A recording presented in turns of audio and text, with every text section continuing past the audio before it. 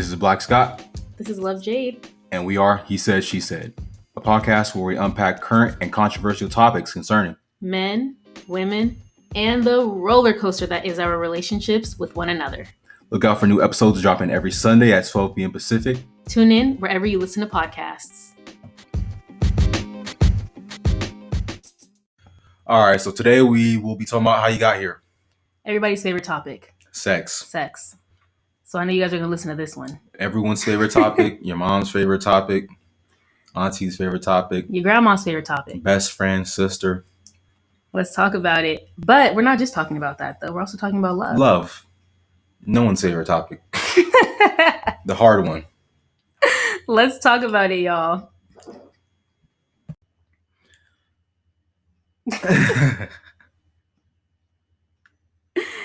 You said you're gonna do something, so I was gonna let you start.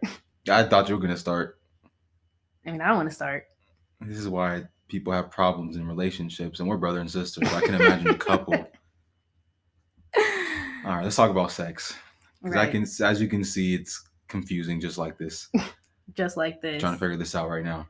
Yeah, I think this is a really hot topic, and I've been wanting to talk about this for a while on the podcast, just because there's so much variability. We see where your mind's at. Not the love, nothing about relationships. This whole podcast. No, none of that. Straight to the sex. Strictly. You know, screw the 12 episodes, 11 other episodes. It doesn't matter. Yeah, I'm glad you understand. It's all about that meat, right? So, I think it's a good topic because there's a lot of variability, like I was saying, and I think people have so many different opinions on it and what they like and what they don't like, and it's so subjective, you know. And for some people, it is tied to love, which is why I thought we should talk about it in conjunction with love, because it comes into play, you know. Not for everybody, but for a lot of people, it does. Yep. And at some point, it will. So, you know, and specifically today for this episode, we're talking about, again, what makes great sex, as well as what is love and what makes a good relationship, or I guess good love. That makes sense. Yeah, and not all love is good love, right? Yeah, not all love is good love. Not all sex is good sex. Yeah, ask me McDonald's. Mickey D's. McDonald's is just Schmacky so D's. Trash. And I just keep all going back. You'll find me in a drive-thru. Well, yeah. See that's I know it's trash. That's what's called a toxic relationship. Let's talk about that next episode. All right. So elements of good sex. I mean, I think one thing that's super good for me and important is like the vibe you give with a person. All right. You want to go over the list that we made? Yeah, we can go over the list. All right. So we did some internet research on the internets.com. On these internets out here. On these internets. And based off all the articles we read and all the studies and all these things, we came up with, was it 7 factors. And so let's kind of go over them, see what you guys think, kind of bounce the ideas off each other and see, you know, what we can kind of figure out. So number 1, as to what makes great sex, first thing is intimacy. Number 2, connection / vibe. I thought we were going to break it down topic by topic. Oh, miscommunication. Let's talk about that. And we're on episode 12, still can't get it right. Can't get it together. Okay, but no, intimacy. Wow. This is like probably, in my opinion, the biggest thing. But it depends on who you are, right? Because some people don't tie sex to like that emotional connection. So when you talk about intimacy, I don't think there's a lot of intimacy in a one-night stand. You get me? So yeah, but I wouldn't say at the same time people consider that great sex. It could be, but I think people do. I disagree. I think people do. One-night stand for great sex? Yeah, some people are like, oh my God, I had the best sex of my life with this guy, blah, blah, blah. That's some people's experience. You're about to get hit by a 2-pump chump and he's going to be out of there. But some people like, so it sounds like you're saying guys who like, if it's a one-night stand situation, the guy isn't interested in what you like. That's what it sounds like you're saying. And he's not going to figure that, girls are complicated. So you're not going to figure out what she likes in one night. You're kind of just there to fulfill a hole. But if they're... you're gonna get us canceled. If there was follow me on no, I'm playing that. Follow his other page. My other page for cancelable material. My toxic page. But not here. I think I disagree because I think sometimes like maybe you just have that rare situation where like it's a one night stand and like let's say like a bar or something and the intimacy was there. I mean, not intimacy, sorry. The connection was there, the vibe was there. Mm-hmm. and it just was like fireworks, and it was super great. And like he wanted to please you, and you wanted to please him, and there you go. I think that's possible for some people. I feel like it is, but I wouldn't say it's the general standard. You know, when we look at all one night stands across the board, I don't know if that's the general standard. Oh, great sex is kind of like, you know, fulfilling a need, maybe lonely, breakup, whatever, and you kind of just do it. It was cool, and then we, you know, go on about our day. Yeah, I mean, I don't. But the connection part you did mention was important. Not even if it's like a one night stand or you just met somebody you're dating for the first time. Yeah, like I can't say what the numbers are, but I just know for some people it could definitely be a thing. Yeah, that connection is major. It actually leads into our second point, which I guess you can kind of talk about intimacy as 1A and connection as 1B. Yeah, well, with the intimacy though, I was just simply making the point that I don't think everybody needs that to be a factor. And that's where I came with the one night stand thing. Like some people can have great sex without the intimacy. But here's a question now. I think about one night stand. I think about that to counteract the point that you're trying to make, though. So we take a person who has 100 night stands and 100 one night stands, and a person who has 100 night stand, a relationship. That sounds like a battlefield. It's a relationship. Right. 100 nights. 100 nights, exactly. So we take a person who has 100 one night stands, and a person in a relationship who has 100 regular stands. And if you compare them across the board, I think the person in a relationship will 9 times out of 10 say they've had better sex than the 100 one night stander. I agree, because it's like you take the time to know that person and they take the time to know you. So of course it's going to be better. But then what about those people who are like, oh, it got boring, so they prefer the mini one night stands because it's different every time? That means you just like risk. Some people like risk. Sometimes there's a condom on, sometimes you don't have a condom. Oh, see, but that doesn't. Sometimes a he is a she. No. I think the risk though doesn't extend to that degree. I feel like I'm not saying that degree, but I feel like for certain people it is a factor. This surprise, this element of surprise, and this feeling risky. And, I think that's please a factor. Don't take those risks. That's all I ask don't of take the audience. Don't be risky in that way. Some people, I'm saying, some people Please, are risk takers like that. Time, I'm not saying that's please. the best thing, but these one night standards gotta be. I guess. But I do think. So yeah, I just want to put it out there that it's not, for some people you don't need intimacy, but I think I do agree with you that majority of people will probably say they do. I do. I think it's not. I think there has to be. You know what? I'll say I don't need intimacy, but I do need what our second point is, which is vibe and connection. Yeah, but I think that is more common and more important, I guess you could say. Yeah. It's how you connect, how you vibe.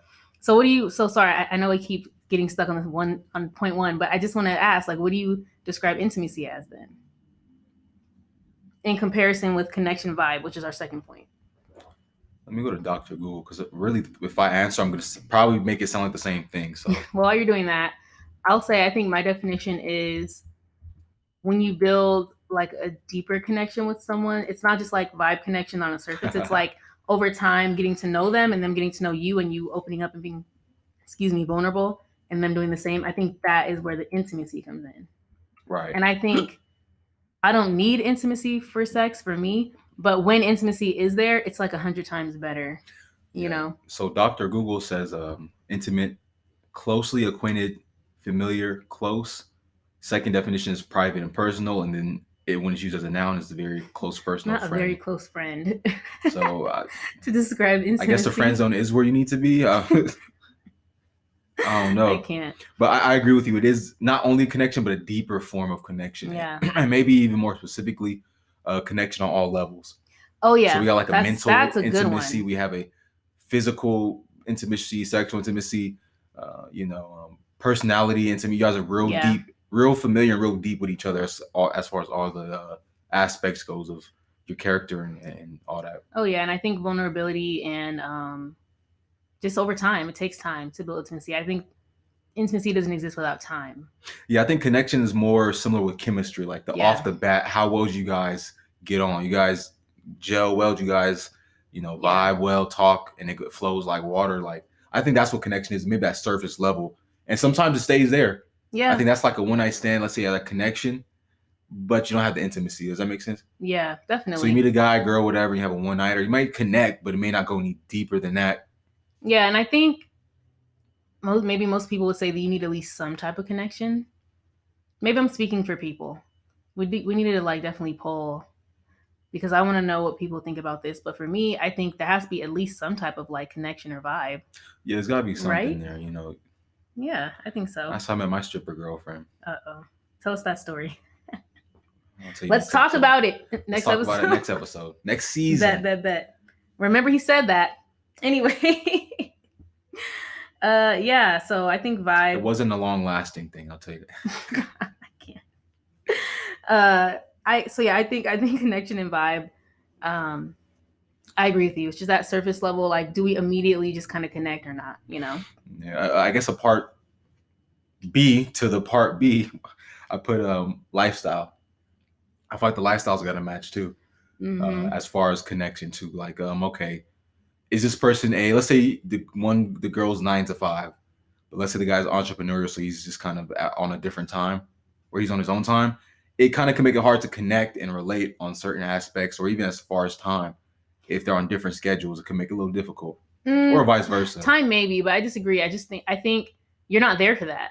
Like, if we're talking just sex, you're not there for that. So when I see you is when I see you. So, like, forget your schedule. Like, doesn't, like, I don't care. You know what I mean? Yeah. If our schedules match up, they just need to match up enough for us to do what we need to do. What about lifestyle, as in how they came up? What if the person's a soy boy, very PC? But if you don't care, can I touch you here? Is it time for the sex? Yeah, that ties into connection. So I think what I would describe it as, when you lifestyle, say he grew up just, you gotta get consent for every single thing. Some people like a timid guy. Like, let's not speak for everybody. No, like that is also no. Let me explain. That's also a thing, right? The dominatrix and the submissive. That's the thing for some people. So yeah, that's one thing to mention. But what I'm talking about is, what if there's a girl who's like a virgin, or she hasn't had a lot of sexual experience, and she just doesn't want, like, maybe she wants someone who's going to come at it in a more gentle way. So you see what I'm saying? Like, we can't speak for everybody, because when we think about sex, again, it's so variable. You know what I mean? So what about after they have sex and he continues to do that? Because that's the way he is, right? But if that's what she wants, you never know. Like, some people like that. They like the general approach. I hope she likes having her panties stolen too after they break up. Oh, God. That's exactly what a guy like that would do. Nah, some guys are just nice. See, so society has destroyed the image of the nice guy. It made you look soft. You probably had your panties sniffed and don't even know it. That's not my type of guy, though, so I don't think that's happened to me. You say this guy's pretty cool, sniffing your panties too. No, I'm not saying he's cool. I'm saying for some people, that's not what I want. I prefer you ever had your somebody panties come up missing? No. So you've never? All my panties are accounted for. Never had any missing panties. And socks? Socks, but that's everybody. Bra? Everyone loses socks.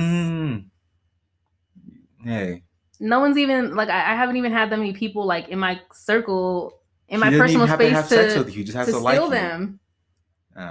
College, never had a panties, not a single panty. That's what I'm saying. Like, you have to be around my garments, you know what I'm saying, to steal them. And he just got to chill in a dorm room, as with the whole friends, and then when you go to the bathroom, he makes the move. I think. And he takes the dirty ones too. I have not had. So your dirty panties weren't missing, as long as I know.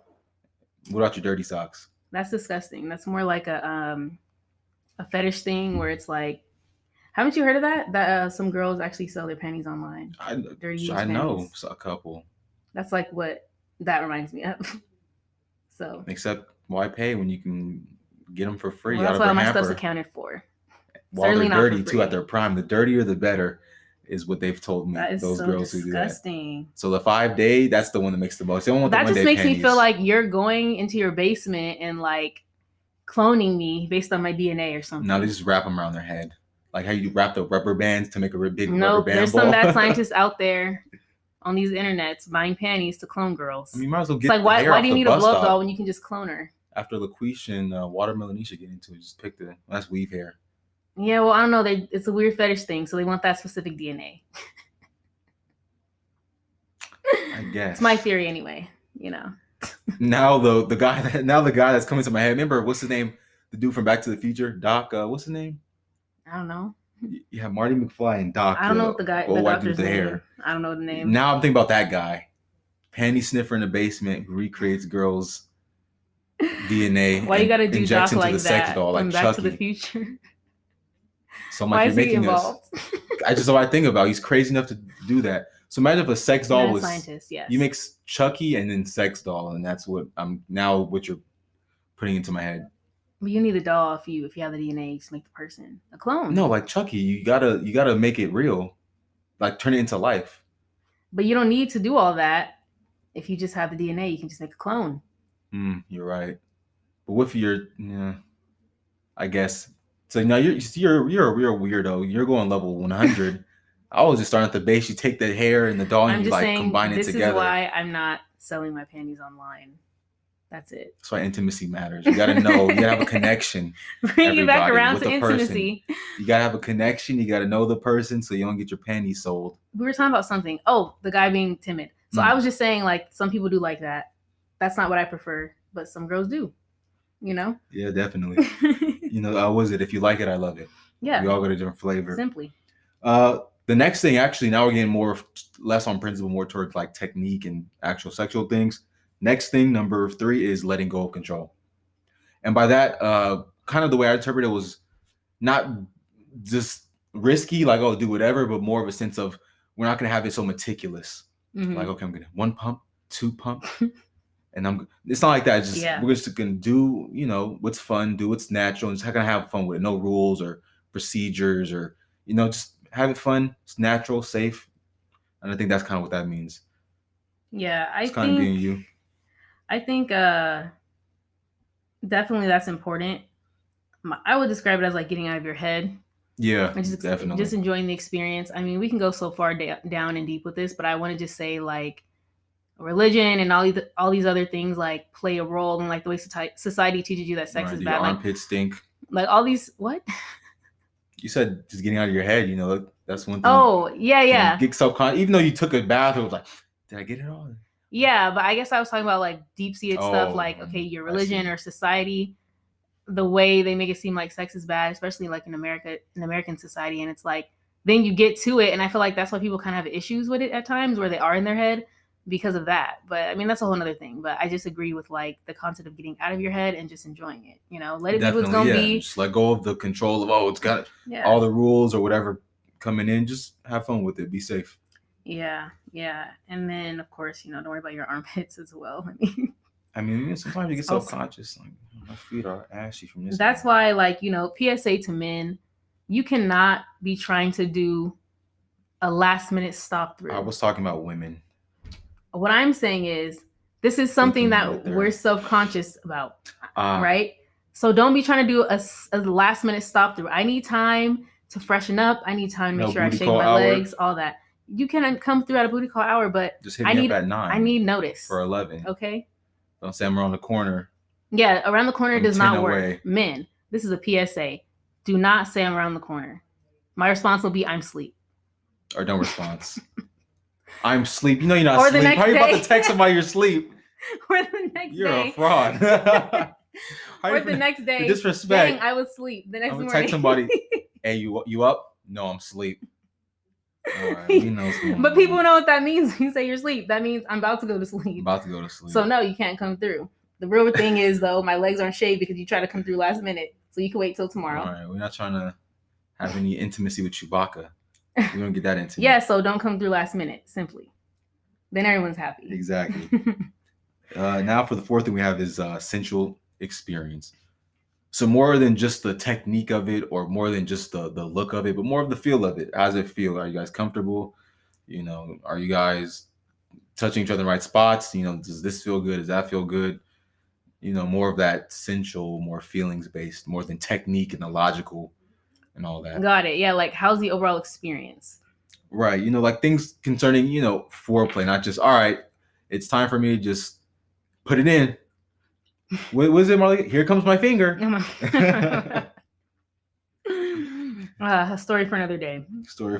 Yeah. But it's not a sexual story, by the way. It doesn't involve. We'll tell that another day. It doesn't involve a sort of penetrative act. But yeah, it's all about the sensual. You don't just, hit us in the DM on IG if you want the story. Right, if you want the scoop. We'll swap stories. But yeah, I definitely think that's important. And I think to bring another element into that, this is not for guys, I don't think, but for girls, a lot of people will say, not every girl like finishes every time. And so a lot of people will say though, like, oh, I still had a good time. Like, it's not about that because the overall experience was still good. You know what I mean?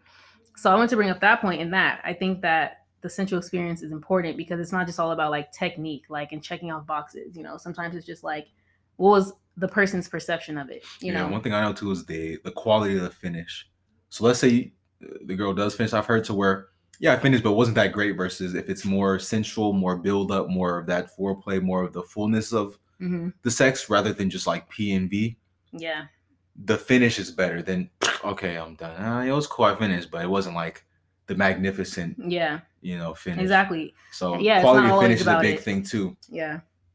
And I think the quality of it ties into how everything else went. So right, going back to sensual experience, connection, control, sensual experience, all that. And this is number 5, comfort. Were you comfortable? Yeah. Basically. Yeah, that's super important. Like, first of all, never mind, I'm not gonna say that because I don't want people to feel judged. But I'll just say my experience. Once I got my own place or like, started living like not at home anymore with my parents, I was never down to have car sex again. Because comfort. And it's like once no girl really is. It's like a necessary evil, I guess. Yeah, like it's like exactly. It's necessary in those situations, right? When you're either younger or you don't live by yourself or whatever. The person's have their own place, and it's kind of exciting or whatever. But once you get grown and you have your own spot, they have their own spot. For me, I probably will never have car sex again. All right, number 6, exploration and experimentation. Like you said earlier with it not being boring, sometimes you gotta spice it up, be willing to just do different things. Yeah, I think sorry,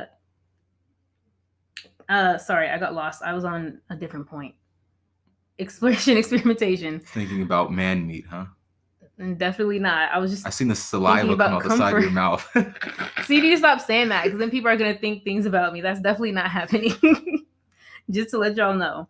But exploration, experimentation, I think is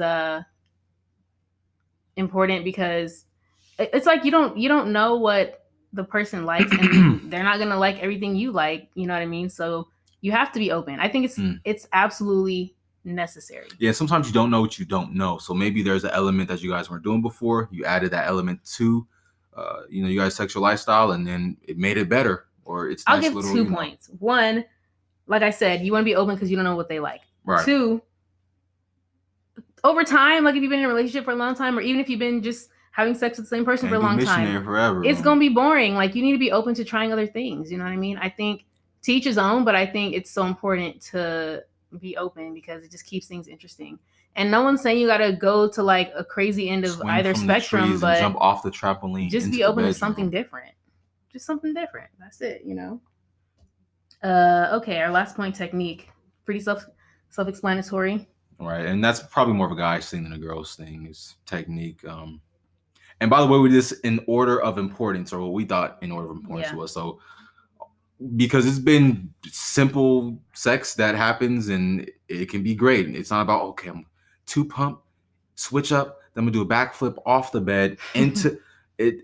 Technique is important, but again, if you don't have all these things we mentioned before, the girl she's gonna just sit there and starfish. Well, coming from a guy's perspective, or maybe the guy's just gonna sit there and starfish. Well, anyway, our list: number 1, intimacy; 2, connection, vibe, lifestyle; 3, letting go of control, get out of your head; 4, sensual experience, how does it feel; 5, comfort; and 6, exploration, experimentation; and 7, technique. In order of importance. We want to hear from you guys. Maybe we'll put a poll or something on Instagram. See if you guys agree with this list. And if we forget to, don't be afraid to DM us or send us voice recordings. Voice recordings in the link. DM us at he said, she said PC. He said, she said _PC, right? Yeah, that's our Instagram name. And what he was talking about is in our description box below the, whatever app you're using, Apple Podcasts, Spotify, Anchor, etc.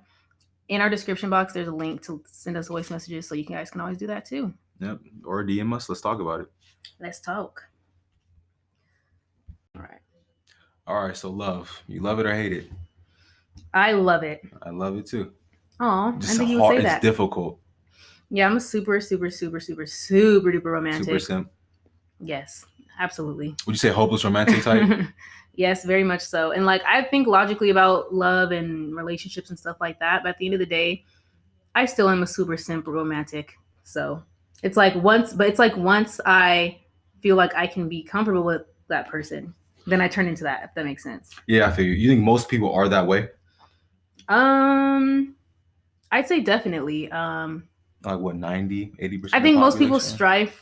I wouldn't say they're hopeless romantics, but I think most people strive for. Oh yeah, for like a general love, yeah, just for love, you know, that Martin and Gina. Yeah, but not everyone's a hopeless romantic because some people are like I think when I think about hopeless romantic, I think of like your heart's just open and you just love the idea of love and you love seeing other people in love. Like I love watching marriage shows and stuff like that. It's just I like seeing romance and love. And no man is ever good enough for Michael B. Jordan love.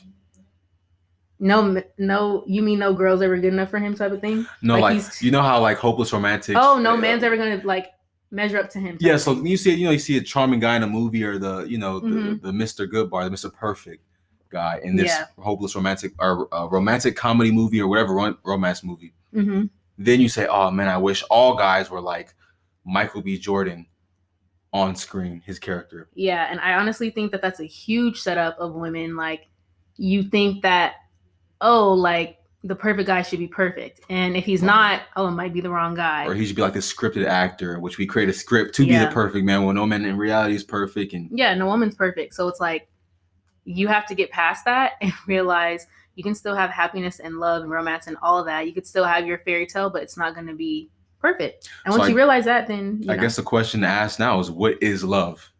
If it's not if it's not what's shown on TV, if it's not what the commercials talk about, oh, buy her this ring and she'll say yes or whatever it is. Wow. What is that question? Love for me. Question? Oh God, it's so complicated. But let me try to make my answer quick. Love for me is. Take your time.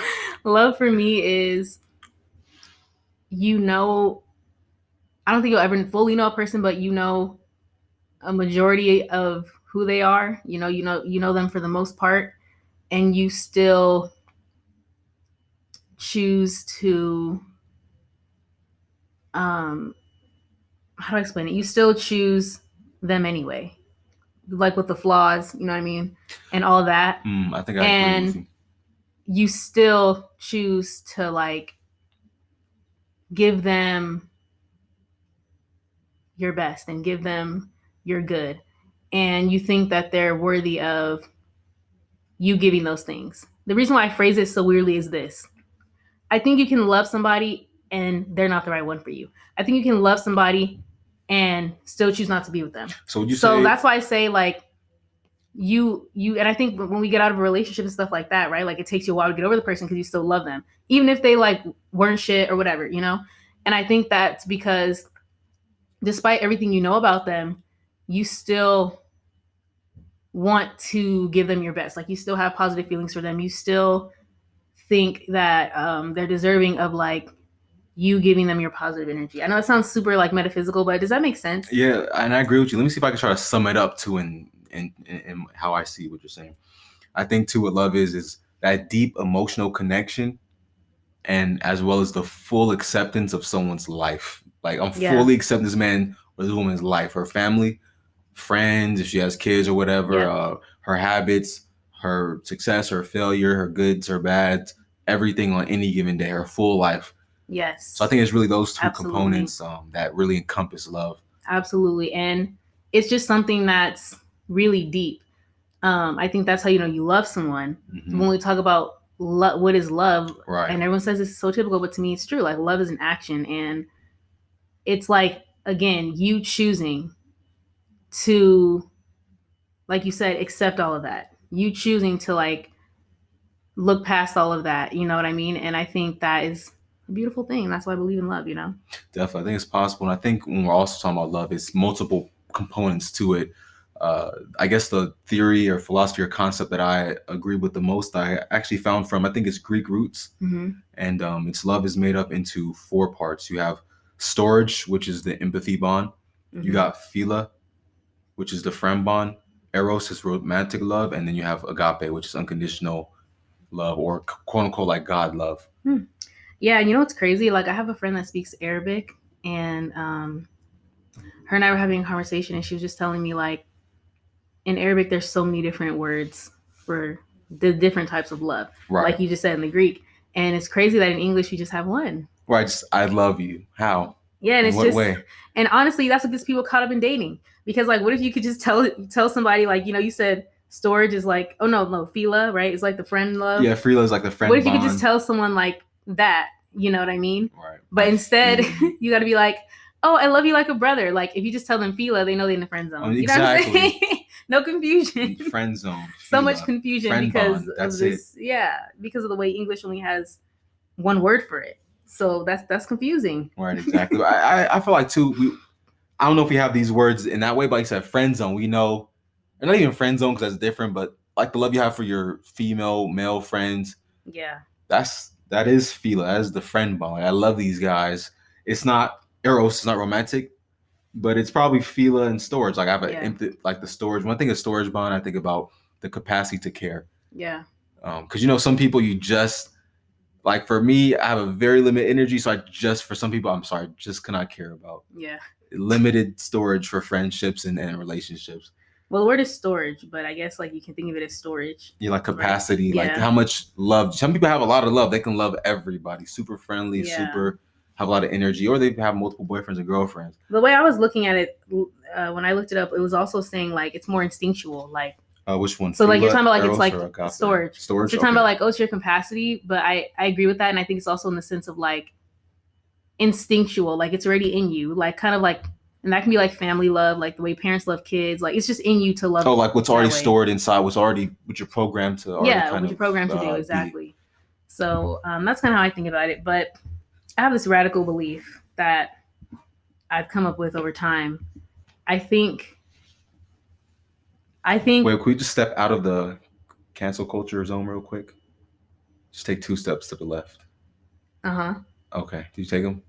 Yes. Okay, now we can go. Oh. Just want to get out of this cancel culture zone real quick. Before I share my radical theory, thanks. Right. Appreciate it. Thanks for making this a safe space. Yeah, that's exactly what we stepped into the safe space. Yeah, but my theory is that you never stop loving anyone you've ever loved. And what I mean by that is I think of love as like this super powerful force that humans, like, we have the capacity to do. And like we said, it's that deep connection. And it's like, I think once you form that with somebody, it never really goes away. And that's why I separate love from like romance. Like that's why I like what you said about the Greek, because eros is romantic love, but then there's other types of love.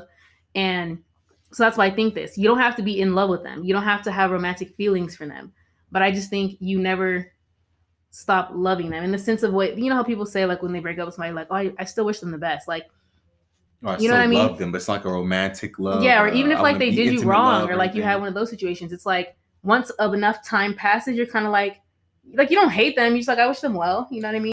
Yeah, exactly. And I think that's where that, like I see where your theory comes from, where it's a forever thing, and there are different sections to it. And that kind of, I feel like your theory, my theory, kind of tie together. To where I believe, to a certain degree, love isn't really emotional. And the reason why I say that is because emotions come and go. One day you're happy, one day you're sad. But if you love somebody, it's not like one day I love you because we're happy, and then one day I don't because we're mad or we got an argument. Yeah, it's like super lasting, and that's why people are mad. Like I was mad, in my most recent breakup. Like, why do I still love you? I want to move on. Like, you know what I mean? Like, I think that really comes from I just want to move on. I want you to move on. Why do I still feel this way? And it's just because it's the lasting thing, and it takes time for you to like move on. And like I said, I do believe it transforms where it's not romantic anymore, and you don't have to have feelings for them to still like love them in the sense of like, we had this deep thing and that can't be undone. You know what I mean? Yeah, I think what we're talking about now is the agape love, the unconditional, or quote unquote the God love, that forever thing. That's that deep, connection and deep love. That's it for sure. And I think some people may feel weird about that. That's why I said I think it's radical. But for me, I don't feel a type of way when I think about like, oh, maybe someone that I'm dating has been in love before, and like they probably still like have, like you said, like that maybe agape love toward that person. Mm-hmm. I don't feel like a way about that. I just think it's a part of humanity. You know what I mean? Yeah, it's like a part of being human. And again, like I said, it's not romantic. It doesn't mean you still want to be with them. It doesn't mean you're still in love with them. It just means like at some point you guys had that deep thing. You know what a proof to your theory I just thought about was? Songs. Let's say there was a song you guys listened to when you first started dating or something. That song forever sticks in your memory as, oh, that reminds me of when I was with him. Oh, that reminds me when I was with her. Or this restaurant. Or this color, this outfit. I was back with Curtis. Yeah. And I think that is a real basic, real, simple example of what you're saying. It's forever. That song, it will always be associated with him or her. Yeah. Or that restaurant or that, TV show, whatever it is, that Netflix show we used to watch together. So I really think that does prove your point.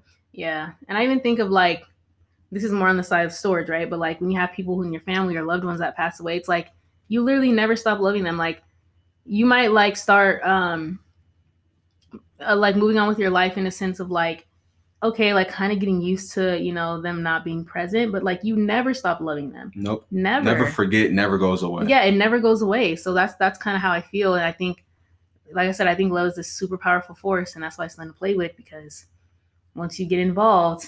Right. Let me ask you 2 questions. The first is, what does love feel like? Does all we're talking about the different sections of love according to this Greek concept. Do these different pockets of love feel different, or do they all feel the same? I think like, what does they the love feel like? The same and different. Obviously, the most obvious difference is like with Eros, romantic love, you have like that sexual component, right. Obviously, but I think they're all the same in the sense of you bring your best self to those you love, and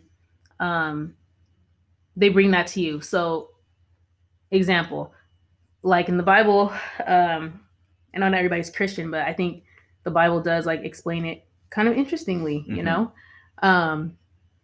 the whole like love is patient, love is kind, it keeps no record of wrong, it always hopes, always trusts. I'm paraphrasing, but that's how it describes love. And I think that's like so beautiful, because that's what all these have in common.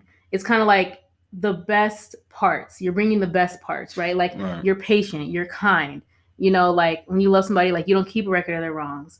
You trust them, you always trust, you always hope. It's just like, again, like I said, pouring constant like positivity into this person, despite the flaws, despite, everything else. And I think that's what ties all these together, is that, it says agape is unconditional one, but they all really are unconditional in that sense. You know what I mean? It's kind of just like you're constantly bringing the best to the equation. Or your best.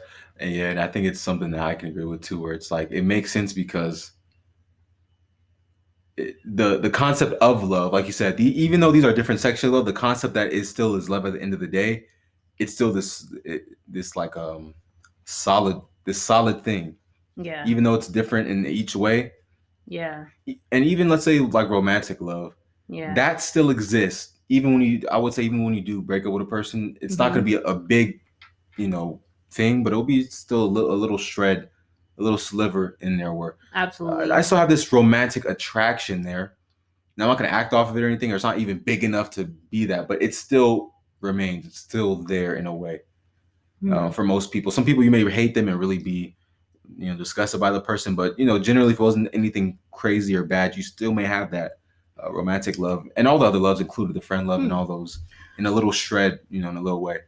That's interesting. I think romantic love can like go away. Like completely, like I have nothing. I feel nothing. I think so. Because I think like, imagine like you're married to a whole other person, and then it's just like, oh, like that, I thought I was in love. I thought I knew what love was with that relationship. And now this like person, this is it, and like, this is the person you choose to marry. I think that's going to supersede that. And so I think that romantic love goes away. I think it can go away. Like, to your point, it doesn't go away for everybody. Like you might still have it for the person, but it also can completely be removed. I think it can absolutely. And I don't know. I feel like I'm probably more of that person. I feel that. Let me ask you this. And it's not in like a harsh way. It's just, that's kind of just like, once I'm done, I'm done, And this made me think of the next question I ask you. Do we all have a certain capacity of love we're born with, like a ability to love? Some people have, people have big hearts. Yeah. Like, oh yeah, this man, big heart, man. Let's say went to his home, and maybe someone who's more reserved naturally. Nothing really happened to him. Like, oh, he was screwed over. Nothing really happened. It's just different capacity of love. You think people have different capacities to love? That's an interesting question because I think I have a huge heart and I will jump through hoops for anybody and everybody, including strangers. I'll be on the freeway and I see like a car accident and I'll just be praying for people as I'm driving by. Like, I don't know. It's just how I am. But I struggle with saying people have more or less because I feel like I don't necessarily think though that people who aren't like that have less capacity than me. You know what I mean? Like I struggle to say that. Like I don't think, you know. I think about like this, I guess is like an example to it. Like extroverted people, they have more friends. They have more energy to keep a lot of friends. Mm-hmm. And they put the same effort into all their friends as they can. Where introverted people have less friends. And I guess personally for me speaking, maybe I'm biased, but I feel like the connection with introverts and their friends goes deeper. Not saying that extroverts putting less energy or being fake with their friends is just may not go as deep. Where introverts, few friends, but it goes deeper. Maybe if not for the friend, maybe in the introvert's mind, it goes deeper. So when it comes to love and the capacity thing, maybe people have that big heart and opened up and they can love everyone and it's the same to them and they have that. And some people who have less of that I'm mean to people. I still treat people fairly with respect. But I'm not just going to love everyone, just open up to everyone just so easily. But I still can to people that I deeply care about, you know? Yeah. Well, in that case, I think I agree with you. I think, that's my problem is that I open up my heart to everybody. And I've learned to guard it over time. I just think I have a super, super, super, super loving demeanor where it's just like, it's just, I don't know. I just want to shower people with love. But I have to realize, I had to realize over time, like, is that what the RBF is for? You can't do that. Yeah, but I just have RBF. I mean, why? just a syndrome. I just developed it over time, Yeah, and then like if someone actually talks to me though, like I'll just be super nice. So it just doesn't match. I have the same, whatever the male equivalent to RBF is. I have that. I feel like all guys do that. It's like they want to look cool, so just like I don't even be trying to look cool. Like I'm just like you said, the face is just what it is. I'm not trying to just naturally an asshole. Look, just kidding. I've heard that before. Listen, I say I'm a chill and relaxed version of that. Still a little mean. As you guys can tell, I like to bully. I don't like to do it. I just do it. As I've been bullied several times on this show. Yeah, we should start back to our past, for your therapy sessions. Exactly. 11. Dealing with you. Very difficult to work with. I'm not difficult to work with. Very difficult to work with. No, don't say that. I'm honest. And that's what's the hard part is. Honestly difficult. Honestly difficult. I'm playing y'all. He's actually not hard to work with at all. Super cool guy. Ladies, just putting it out there. Super cool guy. DM my manager for all the plugins. Serious inquiries. Serious inquiries only. I have my manager sort through the hundreds of thousands of DMs that we're pouring in after this episode. With those stand letters. But yeah, what do you think about the capacity of love? Like, do you feel like you're high capacity? I think how far does love go? And I mean this with no joke. I love food. I literally do. Okay. Like is that real? Would you say that's real love? Your love for food or even people's loves for things? Like I love sports or I love music, guitar playing, food. I think you can only love official? Living things. Like you can love people and you can love your pets. You better watch My Strange Addiction TLC, boy. Well, beg to differ. I feel like you okay, I think let me say in general, there's people outside of that, but in general, yeah. Okay, so here's the thing. I won't love food like I love a human. Does that make sense? Of course. Now I'm sounding messed up. Now you sound like she's thinking about what's the number to therapy guy? No, I get what you're saying. But I think it's because the food is tied to some emotion for you. Like, it's not the food itself. It's probably like your family and growing up and culture and like your mom cooking and stuff like that. You know what I mean? I think it's tied to that. So it's tied back to people humanity, at the end of the day. Like a human aspect. Yeah, because I feel the same about music. I love But the only exception is pets, though. Like, honestly, pets just I really love dogs. Like, oh man, you can unconditionally love pets. Yeah, I don't know what the theory or the psychology behind that is. Because they're another living thing, like we are. So it's like you can definitely connect with them, and it's a thing. And dogs are emotional creatures like we are. So I think they can love you too in a way. Yeah, I think it's the purity of the pet too. Yeah. Now, I'm not saying they like some have like all pets have personalities, and sometimes they can try to trick you or play games, but cats. Cats. That's why I don't do cats. But I feel like, and maybe I'm speaking mainly from like a dog owner perspective type of thing. It's just that honesty that even if they screw you over or they do something bad, it's still doing it honestly. Like I honestly shat on the floor. Yeah, and dogs look so sad when you're mad at them. Right. Like they know they did wrong.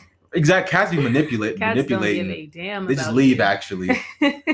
Like some people's ex-boyfriends, they just get what they want, leave. Come back for food, leave. Another podcast. Another podcast. But that's the theme of the day. That's another podcast. That's another podcast. Whenever we're ranting or going on a different wave, that's our cue. Yeah. Another podcast. We definitely got to bring this love topic back, though. Again, like for sure, go so. I know we're running out of time, but this is something we will continue to talk about. Yeah, let's again DM us if you guys want to, revisit that soon. All right, y'all. That's been our time. Again, I am Black Scott. I'm Love Jhade. And we are He Said. She Said. If you enjoyed the podcast, go ahead and subscribe, share. And hey, follow us on Instagram. We are at He Said, She Said _PC. Again, that's at He Said, She Said _PC, where you can find episode updates, polls, and interact with our community. And hey, if you do participate in one of our polls, you might just become a part of our show.